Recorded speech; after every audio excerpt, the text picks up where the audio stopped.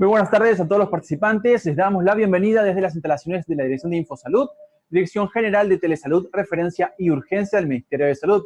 Empezaremos la telecapacitación programada para el día de hoy, lunes 28 de enero, a cargo del equipo del Instituto Nacional de Salud del Niño del Ministerio de Salud. Quisiéramos recordarles que cualquier pregunta, duda o consulta pueden hacerlas llegar mediante el chat en cualquier momento de la exposición, las cuales van a ser respondidas al final. Equipo del Instituto Nacional de Salud del Niño. Adelante, bienvenidos. Doctor Roberto Ortega, muy buenas tardes. Y continuando con nuestra telecapacitación, hoy día nos toca presentar un tema muy importante en la pediatría. Se trata sobre el tema hidratando al niño crítico. Va a ser expuesto por el doctor Cristian Aburto Torres, médico intensivista de la Unidad de Cuidados Intensivos. Entonces, lo invitamos al doctor su exposición. Adelante, doctor. Muy buenas tardes con todos los colegas y personal de salud interconectado a la red de telesalud. Agradecer al servicio de docencia del Hospital del Niño por la nueva invitación. En esta oportunidad yo le voy a tratar el tema hidratando al paciente pediátrico crítico. Acá en el Hospital del Niño, al ser un centro de referencia, tenemos patología variada. Como pueden ver, tenemos pacientes con problemas respiratorios, pacientes con problemas neurológicos, pueden ser quirúrgicos algunos, como los politraumatizados. Tenemos pacientes que convulsionan, pacientes que requieren problemas renales en diálisis peritoneal, pacientes con problemas cardiológicos, con patología variada, y pacientes, por ejemplo, como ven en la diapositiva, pacientes con sepsis. Cualquiera de estos pacientes en su periodo crítico de su enfermedad necesita la reanimación del caso. Y la fluidoterapia, la hidratación, es muy importante. Va a depender mucho de cómo se haga esta hidratación, el pronóstico del paciente. La fluidoterapia en el paciente crítico pasa por las etapas que ustedes están viendo. La primera de ellas es la etapa de rescate, ¿no? Luego de ello viene una fase de optimización, luego estabilización y luego ya la descalación. Entonces, la más importante de ellas es la fase de rescate. Es en esta fase en la cual uno tiene que ser agresivo. Va a depender, vuelvo a repetir, de cómo uno maneja al paciente en esta etapa para ver su pronóstico de vida.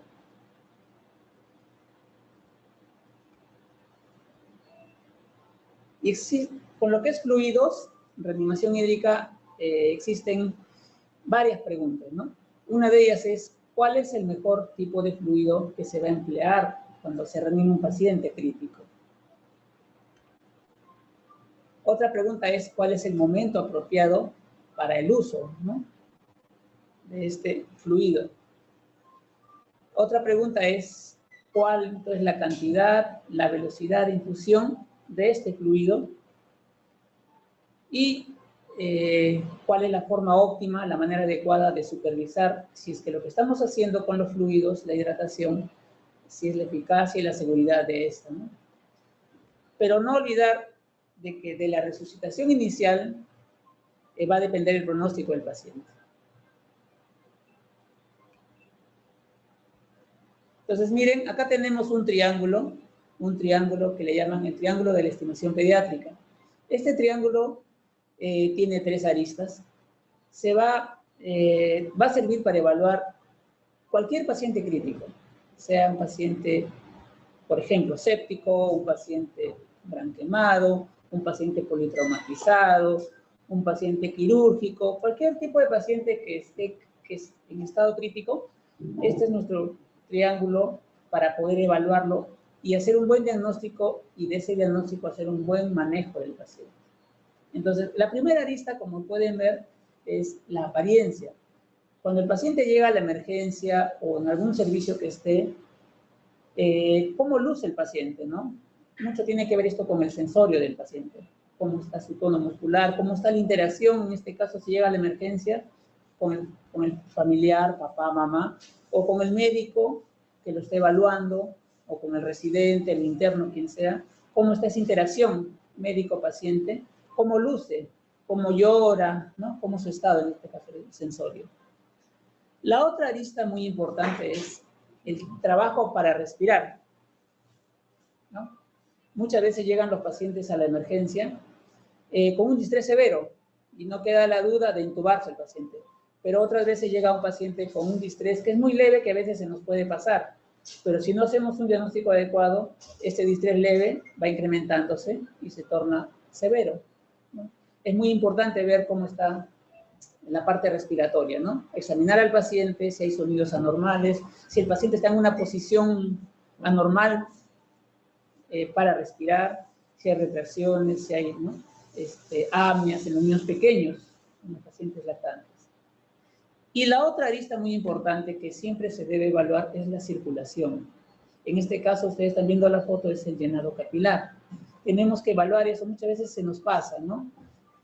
Cómo está la piel del paciente, si es una piel fría, una piel pálida, marmórea. Entonces, eso es muy importante para ver cómo está la circulación del paciente, el llenado capilar. Por consenso, el llenado capilar es menor de 2 segundos. Va a haber patologías en las cuales este llenado va a estar demasiado rápido y otros en las cuales el llenado va a estar muy lento. Entonces, luego de que evalúa a mi paciente en estado crítico y hago ese diagnóstico, voy a tener prioridades. Prioridades en el manejo del paciente. Y lo primero es reconocer y tratar los signos, en este caso, un paciente tiene shock, signos y síntomas del shock. Después de eso ya tengo otras prioridades que son sostener medidas para mejorar la oxigenación. Me refiero a eso con ponerle un soporte de oxígeno, podría ser algo no invasivo, y al final ya la intubación. Después de ello viene las medidas de soporte circulatorio, los vasopresores, los inotrópicos. Identificar la fuente de infección, muy importante en un paciente crítico, ¿no? La antibioticoterapia en forma empírica, según el foco infeccioso que uno piense, reevaluar a nuestros pacientes y al último transferirlo a cuidados intensivos, ¿no? Muchas veces uno busca transferir a la UCI para que lo manejen y estamos perdiendo tiempo, ¿no? Pues vamos a ver de que un paciente crítico es tiempo dependiente. Si no hacemos las cosas en el momento adecuado, el pronóstico del paciente empeora. Entonces, miren, yendo ya al tema en sí, ¿no? ¿Qué fluidos uno emplea para hidratar a un paciente crítico? Tenemos 3 tipos de fluidos. Unos son los cristaloides, otros son los coloides y otros son los hemoderivados. Dentro de los cristaloides tenemos la solución salina, solución fisiológica, que en todo centro de salud, en todo hospital se tiene a la mano. Tenemos otros como lactato de Ringer, la solución hipertónica. Dentro de los coloides tenemos los coloides artificiales, como por ejemplo las gelatinas, ¿no? El famoso Aemacel, que uno tiene a la mano. Y también tenemos los coloides naturales, que es la albúmina, con la cual también se puede hidratar a un paciente, reanimar a un paciente con fluidos. Y el tercer componente, fluido que se utiliza son los hemoderivados, ¿no? Sobre todo aquellos pacientes que tienen pérdidas, por ejemplo, un paciente politraumatizado que tiene pérdidas por alguna parte, a estos pacientes también se van a beneficiar hidratarlos, en este caso, transfundirles hemoderivados. Miren, en esta diapositiva para ver la diferencia, como hemos visto tenemos cristaloides, tenemos coloides y tenemos hemoderivados. Dentro de estos hay algunos como por ejemplo el cloruro de sodio, que es lo que más se utiliza, que una parte va a estar, cuando uno lo administra endovenoso, un porcentaje se queda en el intravascular y otro porcentaje, que es el mayor, se va hacia el intersticio. Si uno hidrata demasiado, también ese es el riesgo de que el paciente haga congestión, edemas en otros tejidos, ¿no? Tener en cuenta eso. Hay otros como los coloides, la albúmina, que permanecen más tiempo en el intravascular que la solución salina.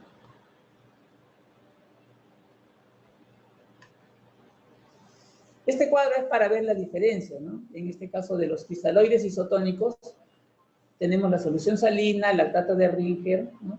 Y el plasma, ¿no? Para ver la comparación. Algunos de ellos van a tener solo electrolitos, ¿no? Como por ejemplo la solución salina, que es lo que más se emplea, y esta tiene una determinada osmolaridad, que si comparamos es muy parecido al plasma, tanto en lo que es electrolitos, sodio, ¿no? Potasio, sodio, cloro. El lactato de Ringer tiene una concentración de electrolitos un poquito menor y por ende también la osmolaridad es más baja, ¿no? Pero también se emplea. Se emplea en lo que es la hidratación del paciente crítico, ¿no? Entonces, vemos acá en este cuadro de que la solución salina es la que más se asemeja a lo que es la concentración plasmática de los electrolitos y de la osmolaridad. Por eso es en teoría la que más se recomienda para hidratar de inicio a un paciente, ¿no? En la reanimación con fluidos. Pero los cristaloides tienen su lado bueno, tienen su lado malo y tienen, como dice ahí, el lado feo, ¿no? Lo malo es que si es que se utiliza demasiado volumen, van a condicionar edema en los tejidos, ¿no? Puede ser a nivel pulmonar y en otros tejidos. Puede también progresionar, si estoy un paciente con shock, hacer que el shock empeore, ¿no? Ya va a depender de la fisiopatología, en este caso del shock, pero puede condicionar a que esto empeore, ¿no?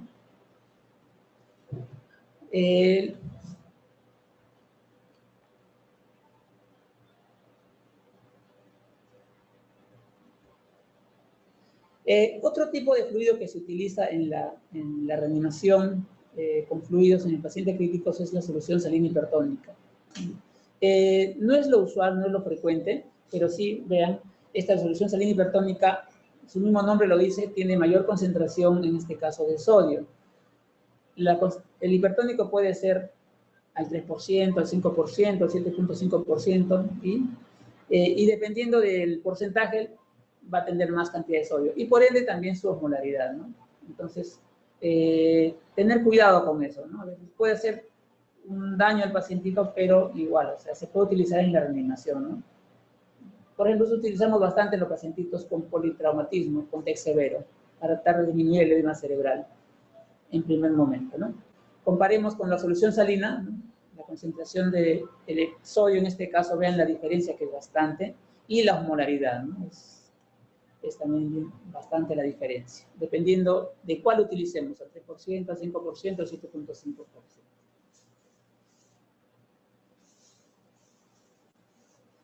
La albúmina es un coloide natural, quizás tiene la desventaja de que es un poco más caro, es más difícil conseguirlo en los centros pequeños, ¿no? En centros de salud, en las postas de salud, pero igual tiene su indicación cuando se reanima un paciente crítico, ¿no?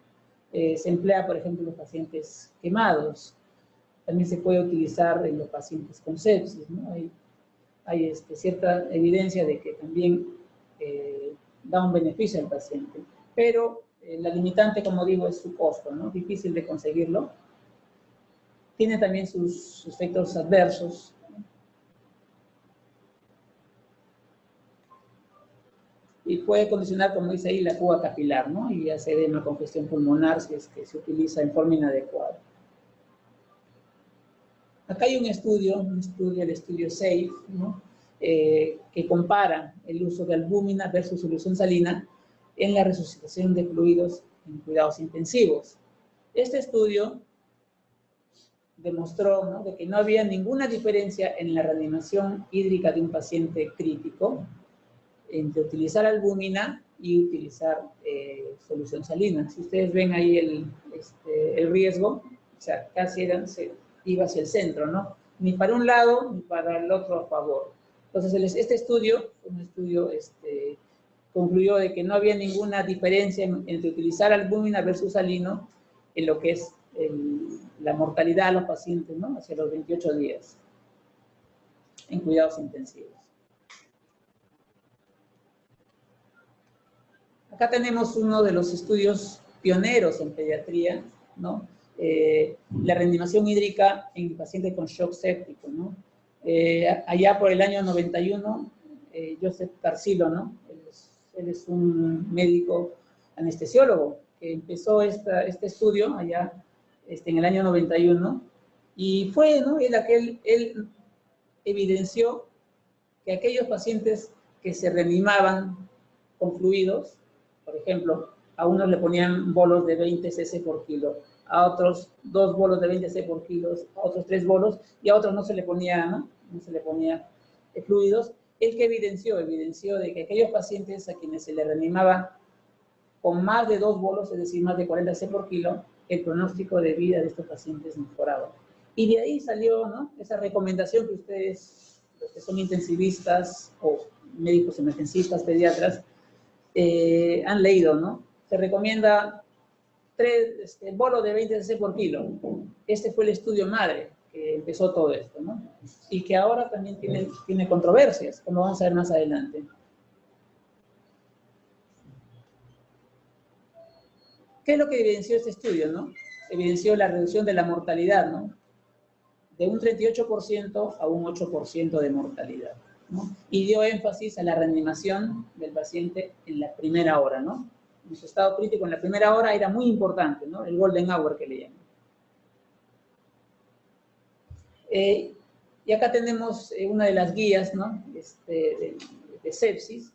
Esta es una guía del año 2012, donde ya estaba esa recomendación de 20 cc por kilo de solución salina.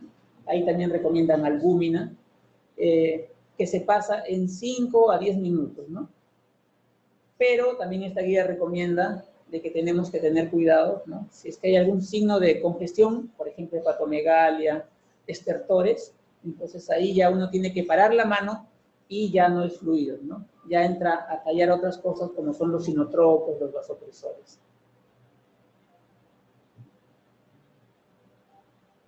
Esta es la última guía de shock séptico en pediatría y en neonatología del año 2017. Claro que han habido updates, actualizaciones de esta guía, pero esta es la última guía que tiene su fluxograma de manejo. Y en este fluxograma, como ustedes pueden ver, ¿no? la hora dorada, ¿no? Los 60 minutos, desde el reconocimiento, que está acá en la parte superior, saber reconocer ese triángulo que les expliqué, el triángulo de estimación pediátrica, y si el paciente está crítico, en este caso, como dice ahí, empezamos la reanimación con fluidos, 20 cc por kilo de solución salina, es la recomendación de la guía. Si no mejora, con hasta 3 bolos, ya se tiene que empezar lo que dice ahí, los vasopresores. En este caso se denomina cuando no mejora con fluidos, es un shock refractario a fluidos. Entonces, ya no es volumen lo que necesita el paciente, vamos a ver más adelante por qué, sino que necesita otras cosas dentro de su manejo, como son los sinotropos, ¿no? Y esta guía última tiene una recomendación, como ustedes pueden leer ahí, empezar los sinotropos por vía periférica. Antiguamente los sinotropos por vía siempre se trataba de colocar por un acceso venoso central. Paciente que no tenía acceso venoso central no se le ponía dopamina, no se le ponía dobutamina, adrenalina, pero ya esta guía recomienda, y se ha visto de que aquellos pacientes críticos en los cuales se inició la hidratación con volumen y no respondió a volumen y se empieza ya con los sinotropos por vía periférica, estos pacientes su pronóstico de vida en el tiempo mejora. Entonces, para los médicos que quizás que son de periferia, que están escuchando esta charla, esta recomendación. Los sinotropos por vía periférica sí está recomendado utilizarlo en un paciente crítico. Como les dije, el estudio de Carcillo recomendaba dar hasta 3 bolos, se veía una mejor sobrevida a los pacientitos que se les daba más de 2 bolos de fluidos, de 20 por kilo, pero ahora salió un estudio, ¿no? Allá en el año 2011, en los cuales se vio aquellos pacientes que se reanimaban con fluidos que aumentaba la mortalidad. Este es el estudio FIST. Este estudio FIST hizo que todos los emergencistas, sociólogos, paráramos las orejas, como se dice, ¿Qué evidenció este estudio FIS? Evidenció que la mortalidad en aquellos pacientes quienes se reanimaba con salino o se reanimaba con albúmina, la mortalidad era muy parecida.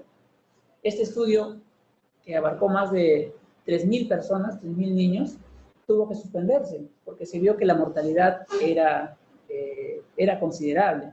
Entonces, a raíz de ese estudio, surgió la pregunta, ¿no? ¿Realmente es fluido lo que el paciente necesita o le estamos más haciendo daño al reanimarlo con fluidos? ¿Qué es lo que concluyó este estudio?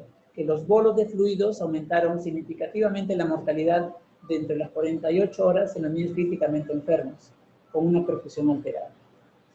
Pero después salió otro estudio en los cuales se trataron de explicar el porqué de estos resultados, ¿no? El porqué del aumento de esta mortalidad. Y este estudio salió en el año 2013 y evidenció de que, como pasa en nuestro centro, acá en el Hospital del Niño, tenemos pacientes con comorbilidades, pacientes neurológicos, pacientes cardiópatas, pacientes con problemas, por ejemplo, renales, de gastroenterología y así, problemas con comorbilidades. Entonces, haciendo el análisis de estos casos, ¿por qué la mortalidad? Se vio de que los que mayormente tenían una mortalidad alta eran aquellos que tenían más comorbilidades, eran más propensos, ¿no? Como a veces pasa en nuestras unidades. Pacientes críticos con comorbilidades son los que al final tienen peor pronóstico. Entonces, ¿qué es lo que concluyó este estudio? De que la administración rápida de fluidos aumentaba el riesgo de colapso cardiovascular. ¿Qué quiere decir eso? De que uno debe reanimar a un paciente crítico, pero evaluando a tu paciente. Llega un momento en el cual ya el fluido no es todo. Entonces, ya uno tiene que echar de mano de los inotropos, de los vasopresores.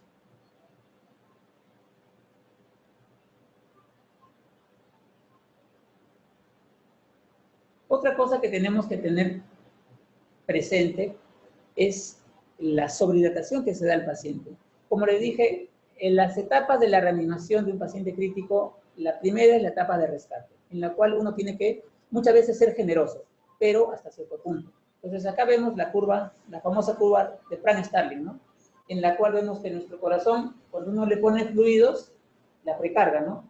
Es de fluido dependiente. El corazón se contrae adecuadamente. Pero llega un momento en el cual esta contracción ya, por la misma patología, la disfunción cardíaca, ya necesita no solo fluidos, sino necesita ya de un apoyo que son los inotropos, los vasopresores.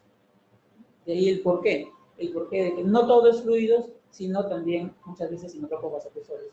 Igual, a nivel pulmonar, llega un momento en el cual el fluido que uno administra a un paciente ya sale, ¿no? Sale al extravascular y condiciona la congestión pulmonar. Entonces, tener presente eso, ¿no? Cuidado con la sobrecarga de fluidos.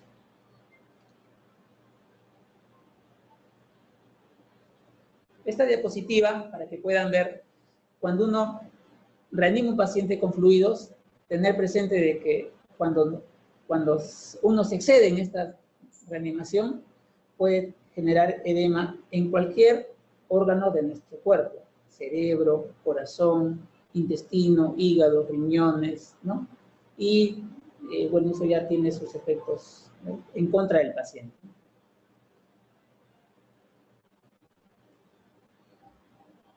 La recomendación del PALS, ¿no?, el soporte avanzado en niños, esta es la última guía del PALS del año 2015, ¿no? Es el último consenso. Con lo que respecta a resucitación con fluidos en pacientes con shock, es muy parecida a la recomendación a la guía de sepsis, ¿no? Bolos de fluidos de 20 cc por kilos.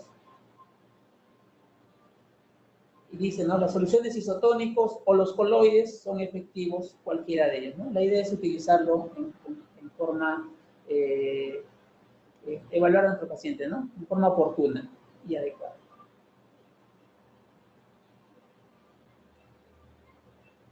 En lo que es pacientes con trauma, pacientes politraumatizados que a veces llega a la emergencia, en un primer momento se puede poner fluidos, cierto, pero este paciente que está perdiendo sangre, va a necesitar también de esto, ¿no? Entonces, los hemoderivados, el uso precoz es muy importante en estos pacientes. El acceso intraóseo, para los médicos de periferia, de centro de salud que están escuchando, es un acceso de urgencia. No es lo usual que se hace en un paciente. Siempre el tratamiento empieza por vía endovenosa, pero hay situaciones en las cuales el paciente no tiene pulso, llega en paro, no se le encuentra venas. Entonces, una vía intraósea salva vidas del paciente. Bueno, no es el motivo de la charla, la técnica, ¿no? Pero acá están viendo, ¿no?, el acceso intraóseo en un paciente lactante, ¿no? El sitio más frecuente es a nivel, ¿no?, de la tibia, ¿no?, la parte anterior, y se coloca una aguja gruesa, tiene que ser una aguja por lo menos 18. ¿Por qué? Porque se tiene que perforar el hueso y llegar hasta la parte del hueso esponjoso, donde están los capilares, ¿no?, donde se va a absorber lo que uno le ponga, fluidos y drogas, en este caso, ¿no?, reanimación. Miren, igual la recomendación de la guía de sepsis, los famosos bundles, ¿no? Bundles. Primero reconocer y luego ya viene la resucitación con fluido, ¿no? Esta resucitación, como dice ahí, puede ser por vía endovenosa o puede ser por vía intraósea, dependiendo del caso, ¿no? Y tiene que ser, ahí le ponen 5 minutos, ¿no? O sea, lo más rápido que se pueda, ¿no? Y la resucitación con fluidos, empezar dentro de los 30 minutos, ¿no? Si se dan cuenta, dentro de la primera hora ya tenemos que haber reanimado a nuestro paciente con fluidos.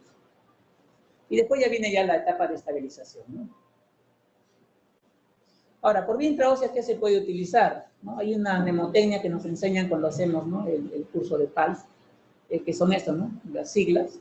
Se puede utilizar fluidos, dextrosa, glucosa, drogas de adenosina, ¿no?, si el paciente ha hecho alguna arritmia, hemoderivados, sangre, epinefrina y catecolaminas.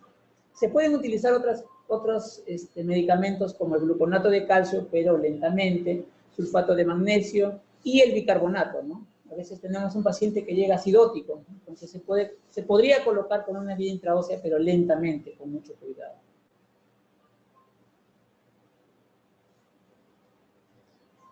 Cuando se reanima un paciente crítico, también es muy importante cómo se va a administrar este fluido. Por ejemplo, si hemos escogido solución salina, que es lo que más se utiliza, lo que más se recomienda, hay un estudio, ¿no?, que vio la eficacia del uso, por ejemplo, ¿no? Evaluó la diferencia de reanimar pacientes con una jeringa de 10 centímetros, 20 centímetros, ahí le ponen 60 centímetros, acá en nuestra realidad tenemos 50 centímetros, ¿no? Entonces, este estudio concluyó de que aquellos pacientes que se reanimaron, se ponía volumen con jeringas de 30 a 60, en nuestra realidad sería 50 cc, el tamaño de la jeringa, es aquellos pacientes en los cuales tenían un mejor pronóstico. Aquellos pacientes que se reanimaban con jeringas más pequeñas, obviamente, ¿no? O sea, el pronóstico no fue tan bueno, ¿no?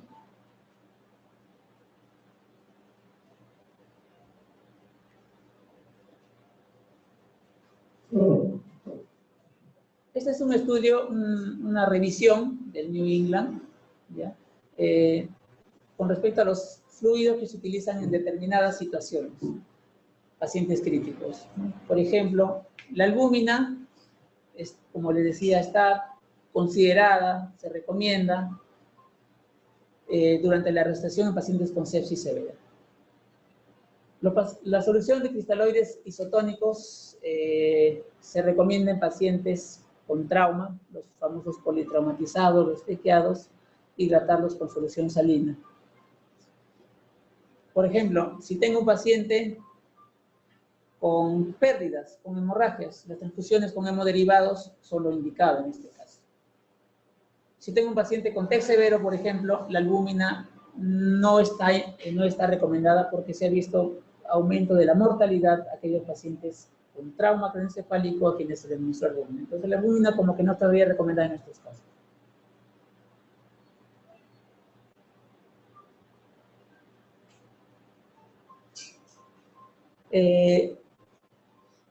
La idea en cuidados intensivos es, en algunas situaciones, también hacer procedimientos, ¿no?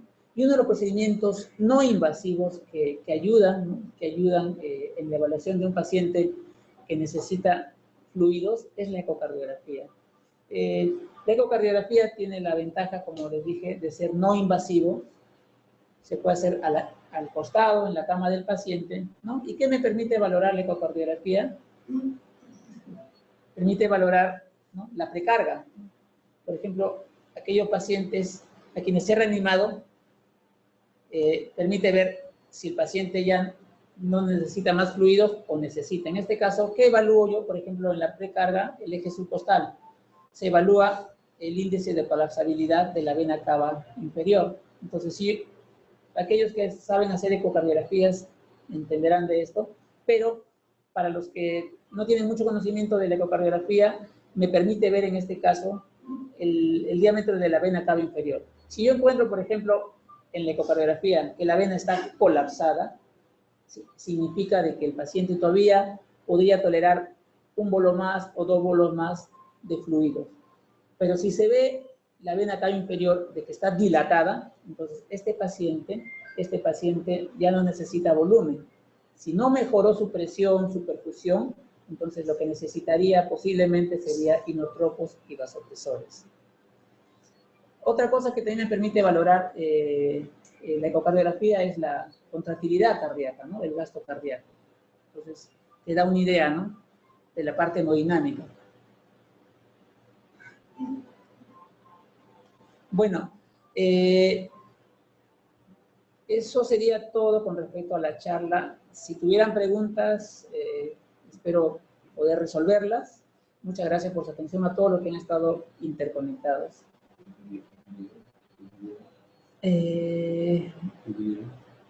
Les voy a pasar unos videitos. A ver, lo cierro, ¿no?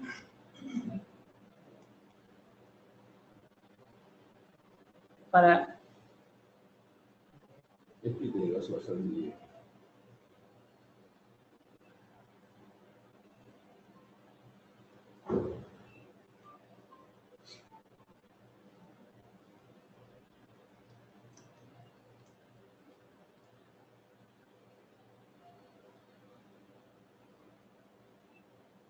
Miren, acá les voy a pasar un video de cómo se evalúa el llenado capilar.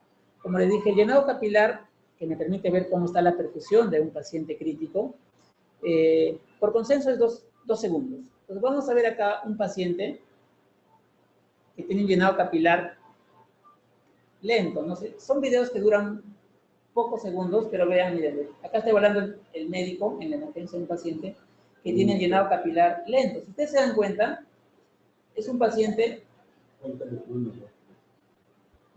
que tiene un diagnóstico de shock séptico, pero en fase de shock frío. Como es un paciente con shock frío, es un shock descompensado, por ende su perfusión está alterada y su llenado capilar es... ¿Cuánto tiempo demora, doctor?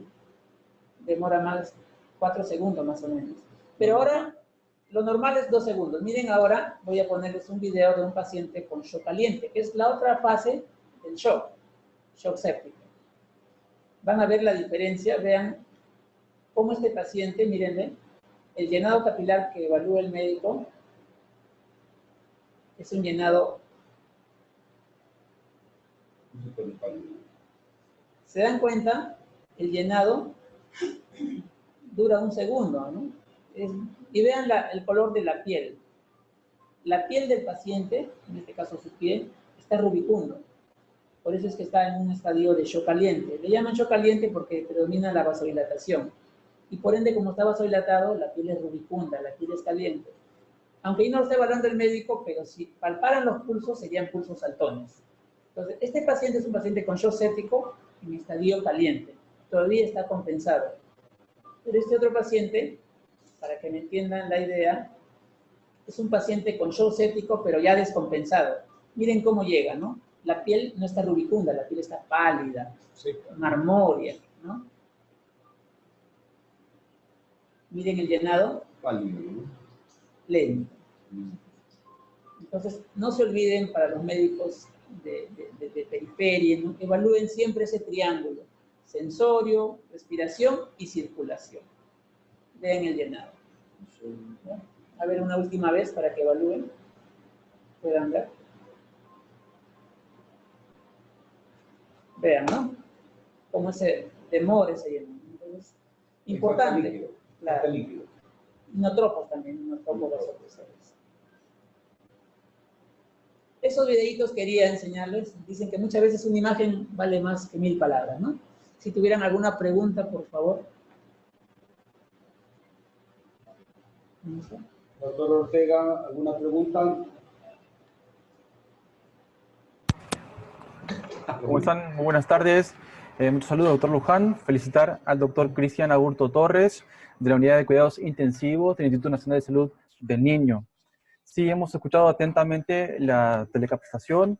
Felicitaciones, muy completa.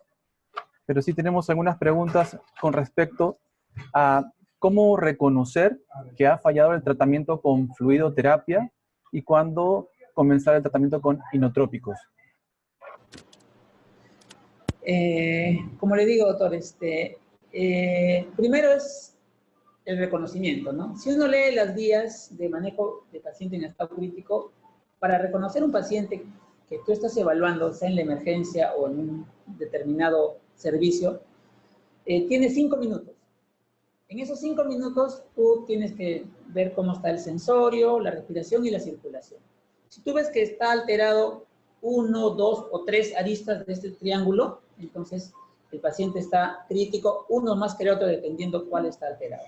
Entonces, si tú dices que este paciente realmente es crítico o está en vías de ser un paciente grave, crítico, lo primero que uno tiene que hacer es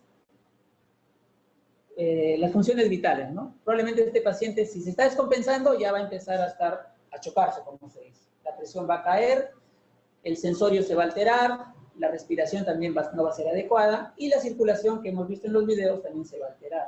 Entonces, cuando tú tengas ese triángulo, veas la alteración, cuando ya hay una circulación alterada, en ese caso tú tienes que iniciar el manejo. Si el paciente no necesita intubarse, puede esperar esa intubación o dejarlo con oxígeno al paciente, ¿no? Y monitorizarlo la parte respiratoria. Pero si tú ya ves la parte de perfusión alterada, tienes que ya empezar con fluidos. Entonces, la recomendación es, si es un paciente eutrófico, sin patología, por ejemplo, cardíaca, darle un primer bolo de 20 por kilo y pasarlo, ¿no? Pasarlo en 5 a 10 minutos. Si no recupera el paciente la perfusión, la circulación, se da un segundo bolo. Puede que el paciente recupere ahí la presión, la perfusión, el llenado, ¿no? La diuresis. Entonces, yo me estoy dando cuenta de que el paciente está respondiendo. Pero si doy un tercer bolo y el paciente no mejora, sigue la perfusión alterada, sigue el sensorio alterado, su respiración se está haciendo irregular, entonces este paciente probablemente ya no sea bolos de fluidos lo que necesite quizás va a ser los inotropos, la dopamina, la dobutamina. Ahora, ¿cómo valorar eso? Una forma de valorar es clínicamente, examinando a tu paciente, y la otra es con la ayuda diagnóstica de la ecocardiografía, por ejemplo. Si tienes una ecocardiografía y es un médico que sabe hacerlo, podrías hacerlo en ese momento. Vas a ver cómo está la contractilidad cardíaca y en este caso el índice de colapsabilidad de la vena cava inferior y te darás cuenta, si el paciente necesita fluidos, su vena va a estar colapsada. Si ya no necesita fluidos, la vena va a estar dilatada. Una es clínicamente y el otro ya es con ayudas diagnósticas, ¿no? De ecocardiografía. Muchísimas gracias, doctor. Doctor, ¿cuáles serían las principales vías de acceso para administrar estos fluidos? Doctor, disculpe. Sí, ¿cuáles serían las principales vías de acceso para administrar los fluidos? Como le decía, doctor, lo más usual es una vía endovenosa. Vía endovenosa. Bueno, eso ya lo hace enfermería. En el caso de que enfermería te diga, doctor, no se puede canalizar ninguna vía periférica, ya nosotros utilizamos el catéter venoso central, ¿no? El catéter venoso central se puede colocar, ya dependiendo de la experiencia del intensivista, puede ser por acceso yugular, acceso subclavio. Muy pocas veces hacemos acceso femoral, pero en pediatría, a diferencia de adultos, hay situaciones en las cuales tenemos que colocar acceso femoral, ¿no? Entonces hay pacientes que son difíciles realmente, entonces el que te salga, como se dice, es el que se va a utilizar. Pero los que más se utilizan para accesos venosos centrales es el acceso subclavio y el acceso yugular, ¿no?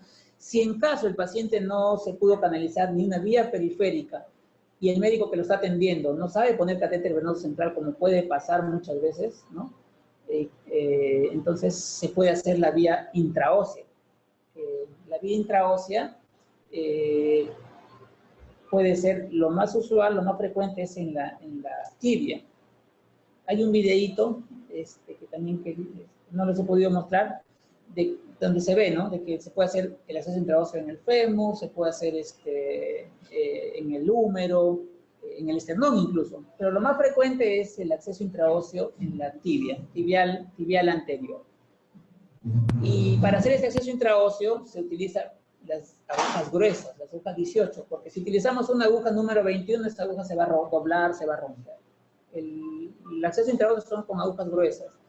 En otros lugares tienen unos dispositivos como una especie de taladros, ya con su aguja, que es una aguja gruesa, y simplemente, ¿no? se utiliza. En nuestra realidad utilizamos la aguja número 18, ¿no? Muchas gracias, doctor. Entonces, importante que todo el personal de salud se capacite en cómo realizar entonces este acceso intraóseo, ¿verdad? Sí, sí, doctor, porque el acceso intraóseo salva vidas. Por el acceso intraóseo, como se dijo en la exposición, uno puede administrar fluidos. Si el paciente hizo paro, le puedes administrar adrenalina, puedes administrar bicarbonato, puedes administrar dextrosa. Entonces, es una vía que puede salvar la vida del paciente y no hay que tener temor de hacerlo porque va a salvar la vida del paciente, ¿no? Se supone que la vía intraósea va a estar solo horas, 4 o 6 horas. Tú reanimas al paciente, si todo va bien, ya le encuentran una vía endovenosa o un acceso venoso central y se continúa el tratamiento, el manejo, ¿no?, del paciente. Gracias, doctor. Doctor, tenemos 2 preguntas en el chat. La primera dice, en pacientes adultos posoperados, ¿cuál es la recomendación para administrar los bolos en caso de oliguria o anuria? En los pacientes adultos. Así nos dice la pregunta. En pacientes adultos posoperados, ¿cuál es la recomendación para administrar los bolos en caso de oliguria o anuria? O quizás sean pacientes adolescentes o niños más adultos. Bueno, doctor, yo, como usted entenderá, trabajo en el Hospital del Niño, veo pacientes pediátricos hasta los 18 años, ¿no? Pero a veces llegan pacientes de 10 años que ya parecen un adulto, ¿no? Entonces, si usted me pide una respuesta en adultos, no manejo muchos adultos, solo pediátricos, pero cuando son niños grandes, como adultos, ya se le pasa un bolo de 500, ¿no? Con 1500 de salino, pero en este caso uno pone el volumen, pero también evalúa. Se supone si el paciente va a responder, no orina, tengo que tener en cuenta también la presión arterial, ¿no? O sea, no todo es fluidos. Si mi paciente con adulto me refiero, o niño grande que parece adulto, uno se le pone un bolo de 500, podría poner un segundo bolo, pero teniendo cuidado, ¿no? Y valorando, bueno, si ya no orina, si el paciente no está chocado, le podrías poner un bolito de furosemida, pero si el paciente se choca, ya tienes que poner una vía central, inotropos, todo, ¿no? No manejo mucho adultos, pero más es en niños. Sí, excelente. De todos modos, muy importante porque ha respondido a la pregunta del usuario, doctor. La otra pregunta dice, ¿es recomendable hidratar de forma empírica con solución hiperosmolar en pacientes con TEC, adrenalina periférica? ¿Cuántas ampollas en 100 cc usan ustedes? ¿Una ampolla en 100? Bueno, la solución hipertónica que utilizamos y que dice la guía de trauma, por ejemplo, en paciente con TEC severo, es la solución al 3%, ¿no? Entonces, hay formas de prepararlo, mezclando solución salina más cloruro de sodio al 20%. ¿Cuál era la pregunta? ¿Cuál era solución hipertónica? Sí, o sea, se podría utilizar, y es más, utilizamos los bolos de solución hipertónica, ¿no? La recomendación es más o menos 3 a 5 cc por kilo. La recomendación cuando utiliza solución salina es 20 cc por kilo. Cuando utiliza solución hipertónica ya el volumen baja, es de 3 a 5 por kilo. Son los bolos, ¿no? Pero si es un paciente con trauma severo, igual, o sea, aparte de los bolos, se le va a dejar una solución hipertónica en infusión. A su pregunta, la solución hipertónica, los bolos es 3 a 5 por kilo. 3 a 5 cc por kilo. Muchas gracias. Otra pregunta dice, la indicación de bicarbonato, ¿en qué casos puntuales lo utiliza? Pues múltiples estudios demuestran que no mejoran la mortalidad. Con respecto a la indicación del bicarbonato, ¿en qué casos puntuales se puede utilizar? Claro, el bicarbonato lo utilizas, si somos académicos, la recomendación es con una gasometría, en la cual tú tengas un pH por debajo de 7.2, un bicarbonato por debajo de 12 o de 10 y un exceso de base por encima de 10 o de 12. O sea, si cumples esos 3 criterios, la indicación de bicarbonato, o sea, de una acidosis metabólica descompensada, se debería dar. Y el bolo, y en este caso hay varias formas de administrarlo. Una de ellas es con el exceso de bases. Se multiplica 0.3 por el exceso de bases por el peso del paciente, ¿no?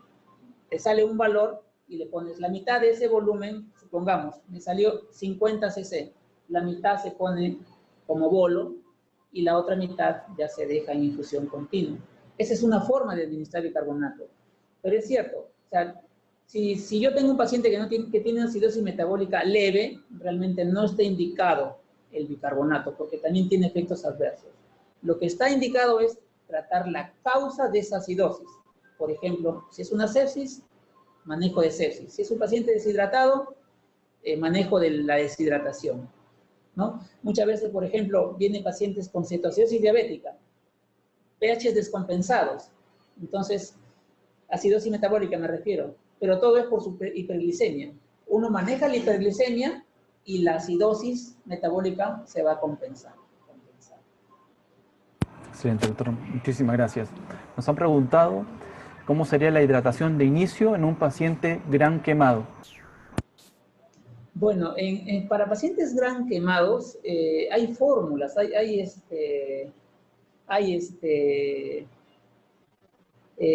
esquemas para hidratar, ¿no? O sea, en general, doctor, no es el tema de ahora, el gran quemado, pero uno tiene que ser generoso en un paciente gran quemado. O sea, si en un niño sus requerimientos son, por ejemplo, 1500 cc por metro cuadrado, en un quemado muchas veces hasta duplica esos requerimientos. ¿Por qué? Porque gran quemado, al no tener la piel, está eliminando por ahí, se pierde volumen, ¿no? Y el paciente gran quemado de inicio, la reanimación es generosa. Ahí sí está indicada una reanimación generosa, y a veces en ello también se utiliza albúmina, ¿no? Para mejorar su intravascular, para disminuir la pérdida en este caso. Muchísimas gracias, doctor. No tenemos más preguntas en el chat. Doctor Luján, si tiene alguna pregunta para poder enriquecer el tema, ya que ustedes tienen experiencia en el instituto. Lo que le queríamos es, había una pregunta que hicieron sobre una solución hipertónica. Recuerden que siempre la solución es hipertónica al 3%, que 1 gramo de cloruro de sodio tiene 17 miliequivalentes. Entonces, si lo multiplico al 3%, me sale 17 por 3, 51. O sea que en 100 tiene que agregarle 51 miliequivalentes de sodio, cantidad suficiente para 100. ¿No, doctor? Y con eso pueden iniciar. Ahora, doctor Augusto, ¿con qué comienzo? Si yo tengo solución salina y también tengo lactato de Ringer, ¿con cuál inicio la hidratación de este niño delicado? ¿Cuál es más recomendable? Doctor, la evidencia de estudios comparando albúmina, lactato, solución salina, es que con respecto al pronóstico, cualquiera de los 3 que tú utilices va a mejorar la sobrevida del paciente. ¿cuál se utiliza más? ¿Cuál es la recomendación? Salino. El salino. El salino es lo que más se recomienda por su costo, es barato. Los efectos adversos sí, no son diferentes. O sea, si lo utilizas adecuadamente, no sobrecargas al paciente, al final. O sea, por muchas cosas, la solución salina es la que más se recomienda en las guías, ¿no? Y ustedes lo han visto, en la guía de sepsis, en la guía de reanimación, se utiliza en los pacientes politraumatizados, se utiliza más en la solución salina. ¿Y qué concepto tiene si, por ejemplo, tengo lactato, tengo solución salina, pero también tengo plasma y por el apuro es recomendable usar el plasma sin haber hecho un cruce? Si tengo un paciente, por ejemplo, politraumatizado, que está chocado, pálido, o sea, si el paciente, tengo que riesgo-beneficio, o sea, si el paciente lo necesita, hemoderivados, paquete o plasma fresco, se utilizan, ¿no? O sea, al final es la vida del paciente, ¿no? O sea, en esos minutos que se van a perder en hacer la compatibilidad y todo, el paciente puede fallecer, ¿no? Entonces, si uno tiene que valorar, sopesar en ese momento, ¿no? El paciente, está en juego la vida del paciente. Si no hay tiempo de hacer la compatibilidad, se administra, doctor, se administra. Si el paciente lo necesita, se administra, ¿no? Ya. Entre el plasma y la poligelina, ¿cuál escogería usted? La poligelina, el Ademacel, sí, el Ademacel es más fácil, se tiene a la mano, ¿no? O sea, el plasma, no olvidarse de que los hemoderivados, los riesgos que tienen transfundir, los riesgos. Claro, menos riesgo de uno lo que ve es riesgo del paciente, ¿no? O sea, pero si no tienes mucho que escoger, lo que tienes a la mano se utiliza. Pero entre los dos, la poligelina. Muy bien, doctor Roberto Ortega. ¿Alguna pregunta más si es que hay? Sí, apareció una pregunta en el chat que nos dice: ¿cuánto de adrenalina preparan vía periférica en 100 cc de cloruro? Y dice: doctor, buenas tardes, ¿alguna recomendación en cetoacidosis diabética? Son 3 ampollas de adrenalina.